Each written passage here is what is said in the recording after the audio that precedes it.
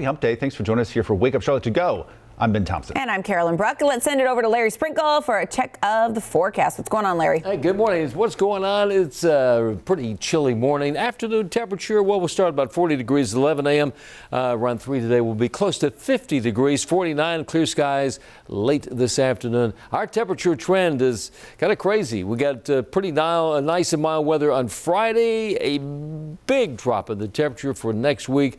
One day next week in near 50. The rest of the time, maybe a couple days, we only hit the upper 30s next week for high temperatures. Today in the mountains, windy and cold. They could see winds gusting well over 45 miles per hour. High 34 at Boone. Across the foothills, temperatures for the most part will be in the mid, maybe even upper 40s. The Piedmont, the upstate, the Charlotte metro area. 46 at Statesville, about 48 at Lincoln, and near 50 here in the Queen City. And across the southern Piedmont, east of here, Monroe, Wadesboro, Rockingham. Temperatures today will be in the low 50s. Tomorrow, right around average at 53, mid 50s with rain likely on Saturday. Dry weather on Saturday and Sunday. We could see a couple showers.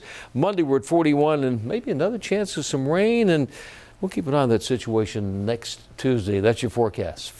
All right, Larry, thanks. Turning to other top stories of the day right now. Mecklenburg County leaders say they are not ready to open up vaccine appointments to teachers or other frontline workers yet. That is the next group in line for vaccines, but right now the demand is far exceeding the supply. The health director says appointments are completely booked through February 20th. But they will add more as doses become available. Right now, appointments are only open to healthcare workers and folks 65 and older. Soon, pharmacies will receive their own shipments of the COVID-19 vaccine. The government says next week it will begin shipping doses directly to places like CVS and Walgreens. White House officials say patients will be able to schedule vaccine appointments through their pharmacy, hopefully speeding up the whole vaccine rollout. Starting today, CATS buses will give direct rides to Bojangles Coliseum for the vaccine clinic there. There are going to be two direct routes, one from the Transportation Center in Uptown, the other from the Eastland Transit Center off of Central Avenue. The ride will still cost $2.20. The buses will run Monday through Saturday.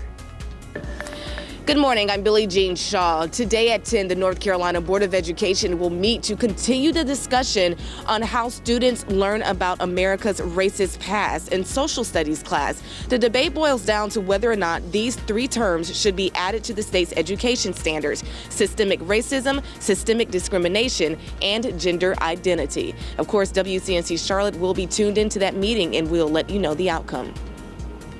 I'm Richard Devane here in Charlotte. Yesterday, Governor Cooper made the announcement that so many parents have been waiting for so long. It's time for students to get back into the classroom. He says in-person teaching is important.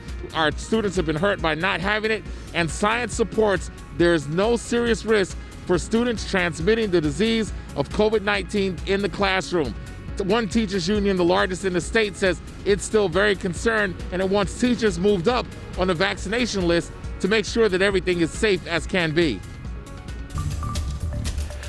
Time now to connect the dots when we make the news make sense. Mecklenburg County just made the first move to help protect our LGBTQ neighbors. County commissioners set in place the framework for a non-discrimination ordinance.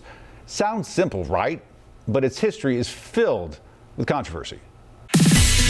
Gay, lesbian, and transgender folks in Mecklenburg County could soon get a little more protection under local law. Let's connect the dots. Mecklenburg County is looking to expand its non-discrimination ordinance. It would protect folks in the LGBTQ community from discrimination.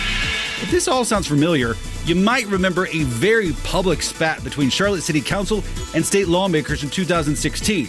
Charlotte wanted to offer protections to the LGBTQ community. Raleigh said no. The ban got national attention, some companies boycotting the state, calling the ban discrimination.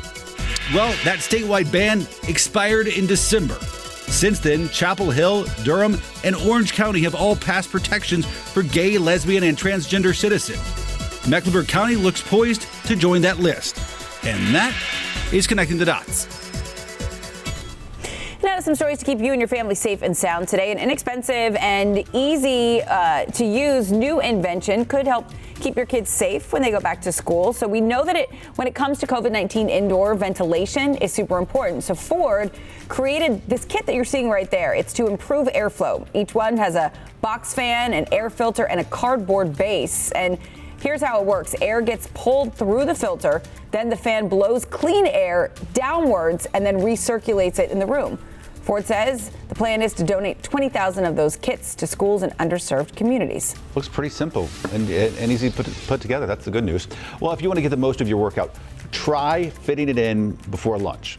Well, according to a new study published in the journal Cell Metabolism, light reading there, mid-morning is the best time to exercise. Researchers found this is when you're able to get more oxygen into your cells, which burns more calories, which is what most of us want.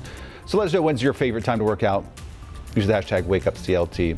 Carolyn and I are in rare agreement on this one, and that is you get your workout whenever you can.